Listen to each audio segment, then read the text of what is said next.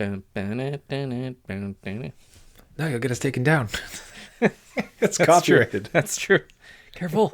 I'll come for you. What, I wonder how harsh they are on humming of known copyrighted tunes. That would be actually an interesting thing to find out. I wonder if you can get around copyright. Just upload soundtracks with humming. Just sure enough, it's original cover. What do you want me to do? It's sort of a judgment on your singing and your humming too. That is true. It's like, this is copyrighted nothing. I'm like, but my humming is very good. I don't know what you're talking about. I deserve a copyright strike.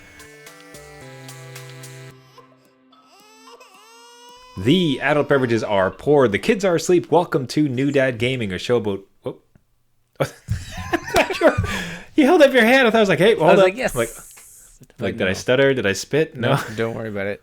You're so excited. This stays in, by the way. Oh, yeah. I'm just too excited to keep it going.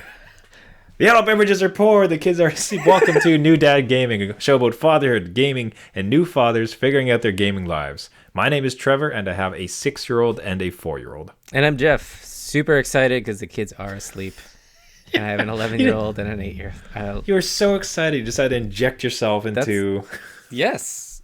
Today was long. It was a long day, and I'm glad they're in bed and sound asleep. So that was literal undulation. Like, hooray, finally, they're gone. Yes, that's it. Yeah, I hear you there. It was a rough one. I don't know if it's a season. I don't know if all gaming dads out there are feeling the struggle. It was rough in this household. Jeff, obviously, you was rough there as well. Yeah. Do you assume it's just all gaming dads right now feeling this seasonal crunch? All gaming dads right now. There's like an achievement that we all need to unlock to get over this gaming dad experience. So yeah, it's everybody. I think that might be especially true because we had one of our owns, which everybody gaming dads pour one out for a fellow gaming dad. Good friend of the show, Bill from A Gamer Looks at 40, Bill. Reached out this week in solidarity, in pain, in a terrible dad situation, which I myself had found myself in, of removing games from the kid. Oh, no. Now, again, so I mentioned the show, A Gamer Looks at 40. You would do well to listen to this show. If you listen to it, you'll know why his email here is so eloquent. The show and the content he puts together is really well done as a retrospective of a gaming life as he himself turned 40. I'm 2 years away from that, so I'm very young comparatively. I don't know if I can relate, but it's from the future. But I was none too surprised to hear it well written, and I wanted to read it out to the folks to give solidarity to a fellow gaming dad going through a similar struggle. I come to you in a time of great distress and turmoil. Like Trevor had to do with his kids, I too indefinitely forbidden my 5-year-old son from playing games. Oh. It did not go over well.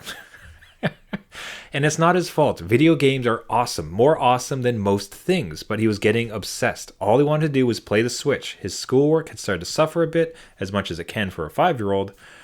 Finger painting starts to go off the wall. And he'd throw a fit whenever we told him to put it down. Just pitch perfect, exactly what was happening with my house as well. So it's gone, and it will be for the foreseeable future. Right now, we're eyeing his birthday in late May.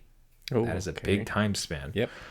As a potential return to Mario Kart, but it depends on his schoolwork and his attitude for turning off screens. If he loses his mind over telling us to turn off Octonauts, he's got no chance at putting down Super Mario Bros. But we, as parents, have a responsibility as well. Asking a 5-year-old to be responsible with his playtime is an unrealistic expectation. So we're setting strict time limitations on screens. 1 hour on Tuesday and Friday, 2 hours on Saturday and Sunday. If he doesn't make his bed, wash his hands, or yuck, flush the toilet.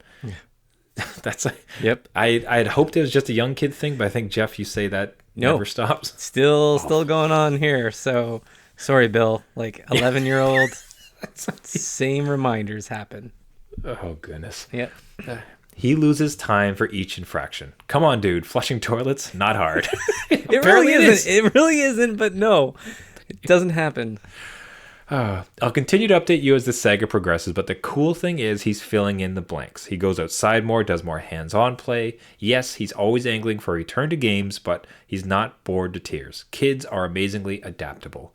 I'll continue to update you as the saga progresses. In parental solidarity, Bill, from A Gamer Looks at 40. Wow. Oh, it hurts. It hurts my heart. And just reading his flashbacks, it's pitch perfect, exactly the situation. And Bill put it incredibly well. Video games are awesome, more awesome than most things, and we as parents have responsibility. And it's well Yeah, said. and I do find that video games have kind of like fine-tuned that, almost like that gameplay mechanic that you want more all the time, right? Like it's just so enthralling. And now, Mario Kart has to go on hold for a while until you tend to other life responsibilities. So they keep us updated on the Sega. If any other gaming dads are out there with similar issues, would love to hear the stories and share it as we all kind of go through this together. So that's at New Dad Gaming or newdadgaming.com. So on deck is a bunch of emulators, and specifically because emulators are coming onto Steam Deck, which was the wildest news. And Jeff, I don't think I've seen a more perfect GIF than what you handcrafted on our Twitter account. Yeah, for anyone listening, it is a scene from Zelda Wind Waker where Link is throwing off a pig into the ocean, and I've just put that as Nintendo Switch. Because now, with emulation on the Steam Deck, at least very easily accessed, we can get our portable Wind Waker. I mean, Nintendo doesn't even have to do anything. We could just do it ourselves. It's one of those devices that just continued to get better and better closer to launch. Like it launches, it's like, hey, it's a PC in your hand. You're like, yeah, okay, sure. Okay. And then people start to review it, and it's like, no, this thing is like legit. This is a very good PC.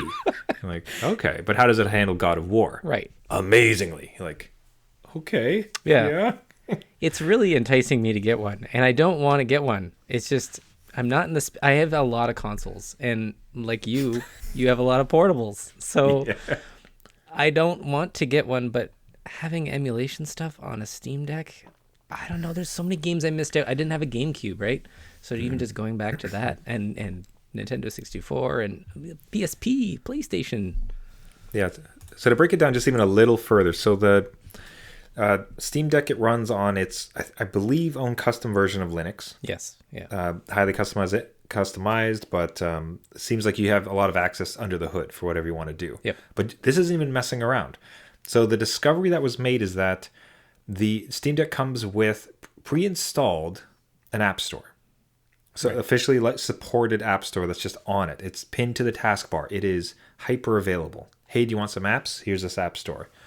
It's called Discover. And on it, on this app store, one click away, you can get Dolphin for GameCube and the Wii, DuckStation for PlayStation 1, PCSX2 for PlayStation 2, PPSSPP for PlayStation Portable, Yuzu for Nintendo Switch, Oh my God. and BSNES for Super Nintendo. So within minutes of turning on your new Steam Deck, you have Switch emulation, you have PlayStation, you have GameCube and Wii.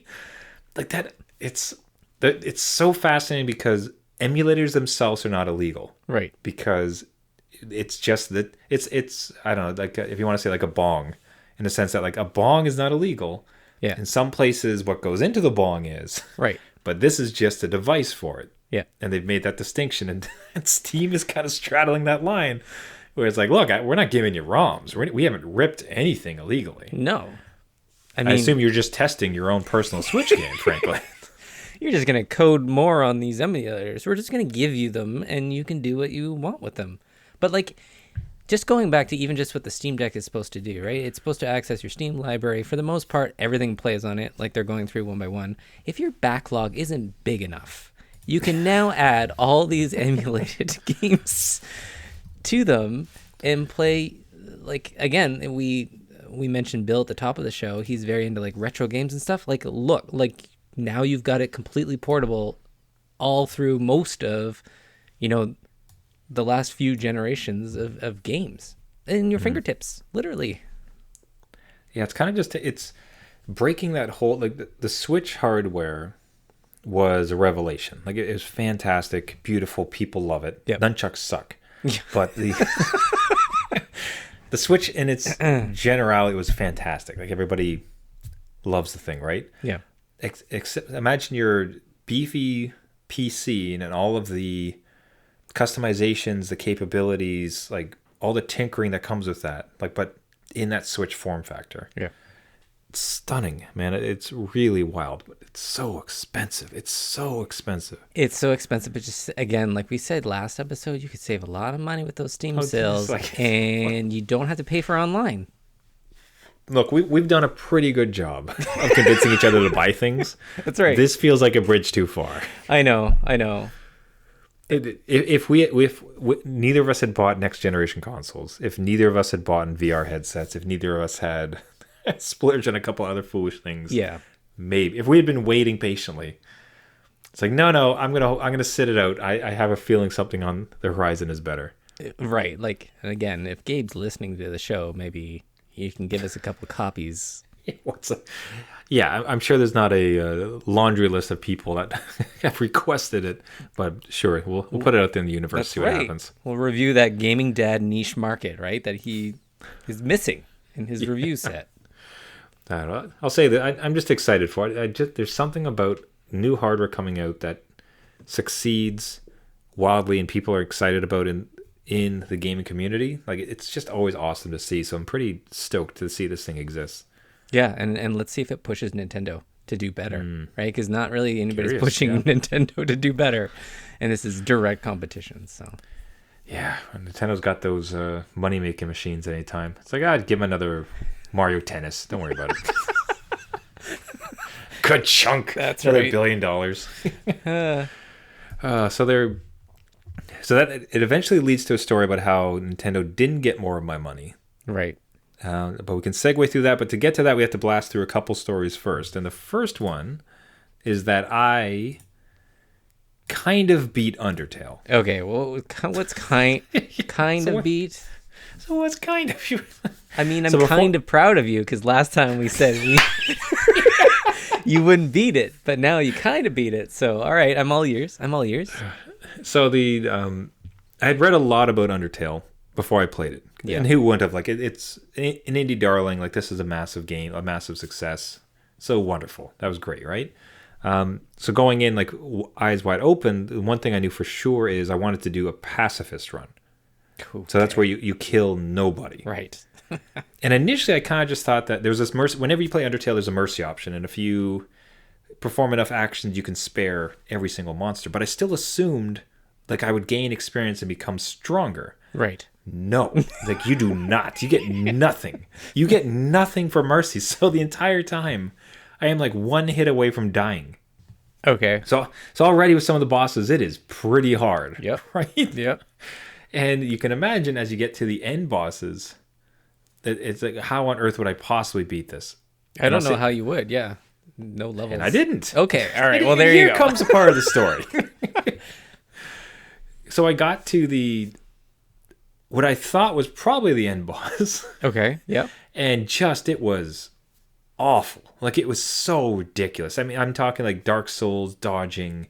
This is so fast. I'm going to have to spend evenings and weekends studying the movements to get past this, especially because I'm a pacifist. I only have like 20 hit points. Right.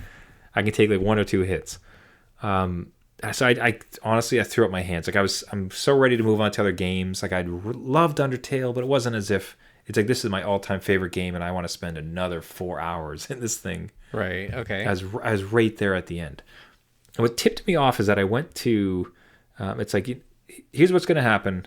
I'm not going to get good enough to play this game. I don't care to put in the time. I'm just going to watch the YouTube of the ending.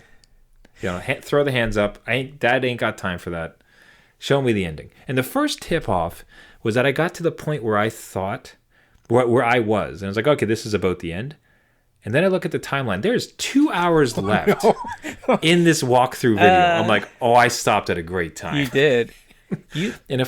Go on. You actually did the ultimate pacifist run by not defeating the game itself. So by curling up and dying, you did the ultimate pacifist run. No, but I absolutely made the right choice, because I'll say that what I thought was a battle that was just going to be too difficult and I don't have time for this, forget it. Yeah. The next ones as a pacifist were just absurd. Like, the worst of the worst Dark Souls stuff. Yeah.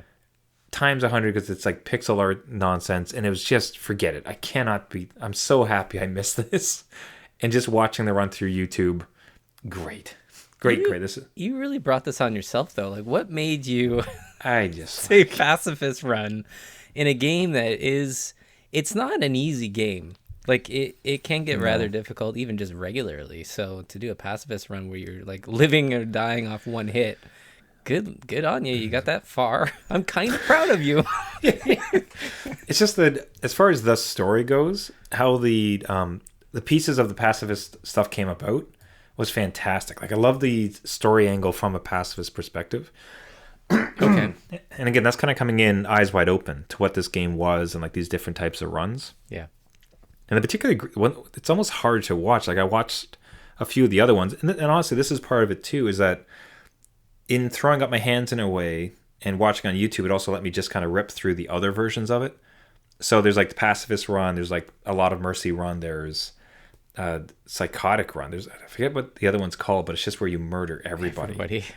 It's man, it's it's so heart-wrenching to watch it. Like these characters you kind of like, and you end up just like offing them. Yeah, like, that's it. Wow. it's difficult. So because I came with that much knowledge, it was really, you know what, I want to stick with that run. I'll do the pacifist version. I liked it. I liked how the story and the interactions go. I felt really it paid off for me in that way. The story payoff for me was fantastic in the decision that I did, but it ultimately resulted in a boss battle that I was not willing to put in the time to complete. Okay. So let me riddle you this. No. Do you feel like? So I think this is where trophies and achievements come into play. Because if I put down a game, there's some like emptiness. Like it's hanging there in my gaming profile. Like nothing was completed. But like you saw the end video, but nothing there is saying, "Hey, I beat this." And like playing on Steam, you do have trophies or like whatever. I forget what you were playing it on. Was it Steam? Xbox. So they do have trophies or achievements there. I mean, does that kind of like hang on, or you're just done? You're just like, I'll just delete it off my menu. It doesn't. I'm not scot-free. I'll say this like because I if someone asked did I ever beat it, I'll have to say no. Like I'm not going to try to pretend like, well, yeah, basically I beat it. That's straight up lying. Your son comes to you, you're like, "Hey, Dad, did you beat this game?" And you're like, no. "Yes, I did, son." That almost feels like a good lie in a sense that it's like to show your son lessons in stick-to-itiveness, like committing. Yeah. But it hangs on me. Yeah, honestly, like there's going to be a part of it where I'm so happy I played it, so happy I got to see the story. Yeah. And I do not miss the thought of like I don't miss the idea of me putting in the time to get good enough to beat it. That was a wise dad decision with my time. Yeah. But it's there. There's always gonna be a little bit of hurt, that little bit of shame, as far as maybe you should put in the time. Maybe you should have been better. Maybe you should have been better. That's it. No, so that actually kind of leads nicely to the Twitter poll because I beat this game, right? And it's what do I play now? Yes. And your suggestion, Jeff, was to put it out to Twitter, right? And it was between. Well, the choices were Chrono Trigger, Final Fantasy VI, and then other. Mm-hmm. And the other is quite funny. And these damn gaming dads. It's like, how dare you people? Just like, they start to suggest Elden Ring. My God, Elden Ring! You and Elden Ring would have had a fun time. So here I am running away from Undertale because it's too hard and I don't want to beat it.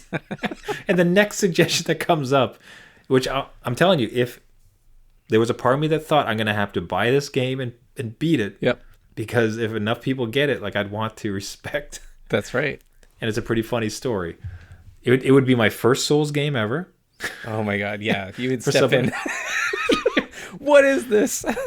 But yeah, so on our Twitter poll, the Chrono Trigger FF, Final Fantasy 6 or other. And I think we got 3 or 4 suggestions around Elden Ring. Yeah. And it's like, guys, please, like, what are you doing to me? Like, don't do this. Don't have that vote more. No. But resounding, people voted for Chrono Trigger, so that's what won out eventually. And that is probably the better of the two games between Final Fantasy VI and Chrono Trigger, just because it's a lot quicker. Final Fantasy VI, I remember pumping 40, 50 hours in as a kid. So good luck to Trevor. But Chrono Trigger is not too bad. Yeah, and that was the link to Steam Deck, because with all of those emulators on deck, Yes. the question becomes, it got me to thinking, now where do I play Chrono Trigger exactly? Because obviously I could perhaps get a PC port with an emulator. Yeah.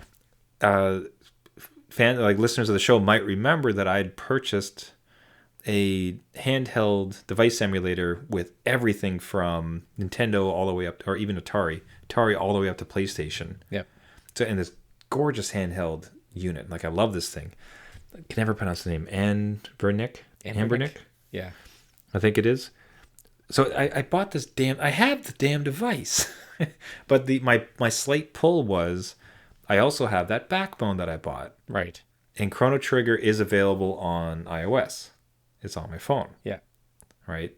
So should I perhaps buy it on the iPhone so that, maybe there'll be some quality of life improvements?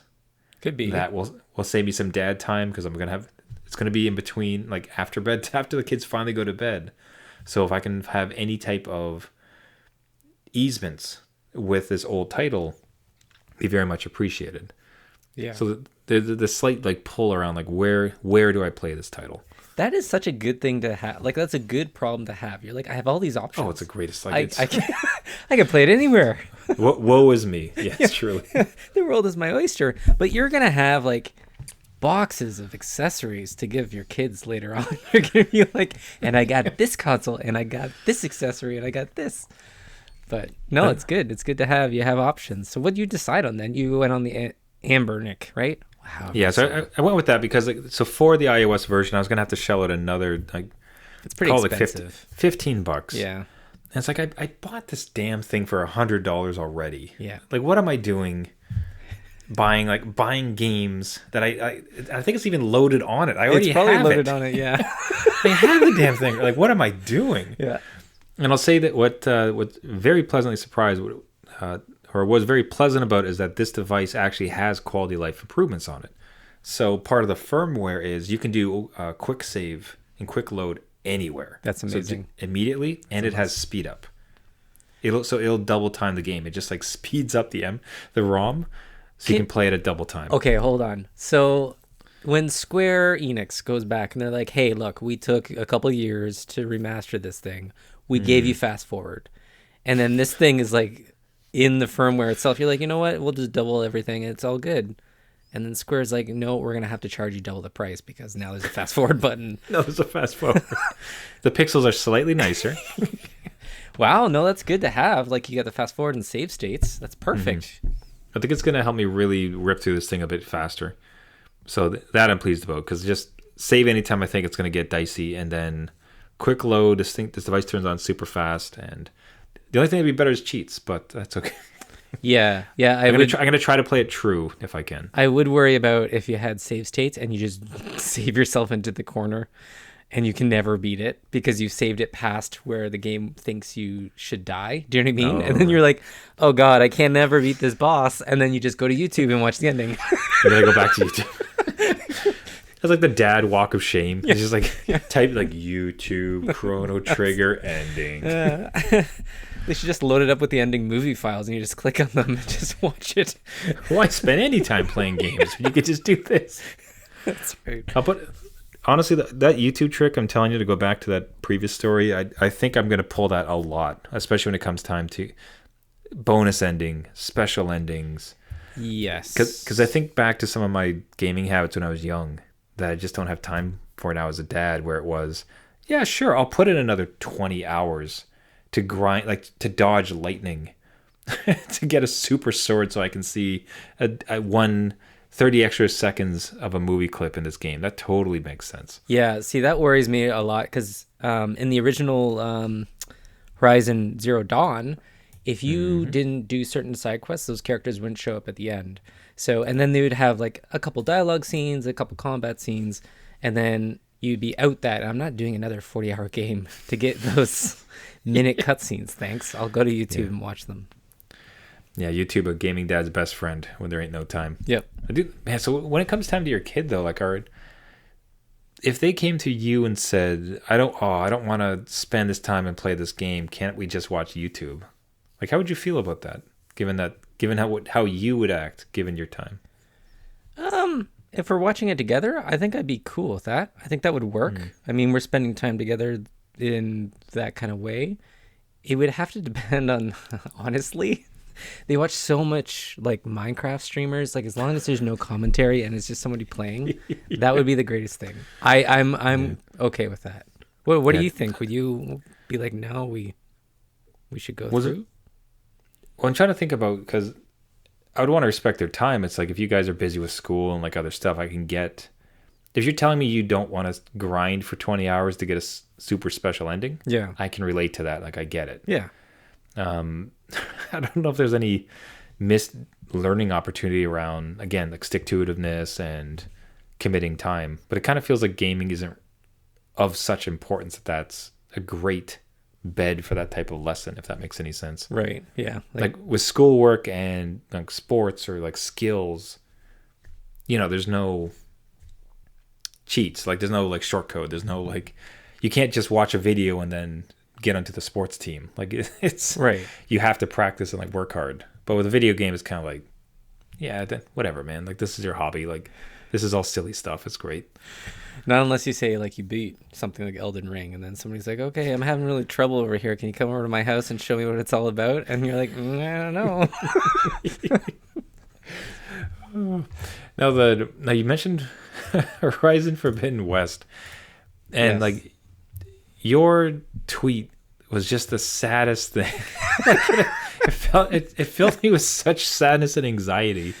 Oh, like, why don't you describe what you posted? Yeah, so I posted the world map of where I am 20 hours into this game, and I zoom out and pan over for probably a good 5-6 seconds of panning, all zoomed out. So I am maybe 1/5, 1/6 of the way through this game at 20 hours. So that, I know, immediately sends red flags for Trevor, who would just this is it. I'm done. It's over. I can't describe the emotional roller coaster you put me through. Yeah. And watch it, because you're zooming out, and it's like, well, okay, he's gonna stop. I mean, he's gonna stop. Oh my god! It's too much. This, like, the number of markers you have on what must be 10% of the map that you've actually covered. Yeah. So you have 10%. You have hundreds of markers. Yeah. And then you go over to the rest of the 90% of this map that you haven't touched yet. And the thought that there's going to be equal, if not more, markers of things to do. Why is it so big? Why is it so big, Jeff? Like, what am I going to do? I know. This is one that you can play one of two ways. You can burn through it and just do the main mission and be like, oh, thank God, I'm not going to look at any shiny stuff. I am just going to go the main trail. This is it. And maybe you'll hit 20, 30 hours, right? Like, just straight through. Or you can play my way, where I'm like, oh, what's over here? Oh, let me inspect this. And then take forever. Also, I have my kids with me asking they are made, it's in their DNA to ask questions every 2 seconds. So I am answering questions all the time. Why They say that? Why they do that to that person? Who are they from? What are they doing? What's the in history? that tree? They didn't sit through my first playthrough of the previous title, so they're like, why is this happening? I'm like, well, actually, and so it's extending my playtime a little bit. I'm happy to do it, but it almost like they need a little recorded dad voice that I'll just explain the game to them while I'm not there. God, see, that's tricky, because there's again, gaming dead time, fairly precious. It's very limited. And time with kid, very limited, very precious. Yeah. And you put them together, it's not really peanut butter and chocolate. No. Because they're this bonding moment and these questions, which is so awesome to get inside their head and see them curious. that's fantastic, but you're really slowing me up here, son. Like, I got a lot of side quests to get to. Yeah. And if I'm stopping every 2 seconds for a rock, I don't know if I'll ever beat this game. Yeah, no, it's a lot to handle, and even through like the main story scenes, they're asking questions. I'm like, pause. Okay, well, what's your question? Because again, it's like talking through a movie for me. I'm like, I kind of want to be in the zone for this. Like somebody just died, and I have to go avenge them, but I need to be in that emotional state. And they're like, hey, what's going on with that plant in the background? I'm like, okay, listen, like we'll figure that out. Just let me listen to this, and I'll get your questions. So what do you think this will end up? Are you happy to fight that fight and do the good thing and like let them come through with you, or do you think this game will now become a post-bedtime type of joy? So I have a quick tip of what I discovered the best path. Gaming Dad tip. Gaming Dad tip. I do the main missions when they're in bed. And then I leave all the side quests that I've discovered for the next day when they're awake, and they can ask me questions, and it's not as like pivotal to the story. It does have some effects, right? But then they think they're involved, and I hadn't done anything because I just revealed the map.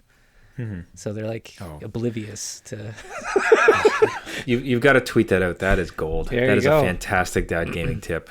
You main quest it. That's right. When they're in bed, and the side quest nonsense. That's family time, baby. There you go. Let's end on an amazing Gaming Dad tip for the week. Oh, that is a good one. Everybody, thank you so much for listening. This has been New Dad Gaming. If you'd like to get a hold of us, as we've been saying these last couple episodes, the interaction we've been having online has been phenomenal. Bill from A Gamer Looks at 40, a phenomenal podcast, to check it out, especially from the Gaming Dad perspective. But receiving that email this week just like lit us up. Like, we adored reading through that, and obviously had a blast sharing it on the show. So if you'd like to do something similar, you can find us at our website, newdadgaming.com, or at our Twitter at newdadgaming. If you like the show, you can really help us out by subscribing to it. You can find it on all the major podcasting networks you're looking at: iTunes, Google Play, Spotify, Stitcher, anywhere where you get your podcasts. More than just a subscription, which helps us a ton, is if you could leave us a rating and a comment.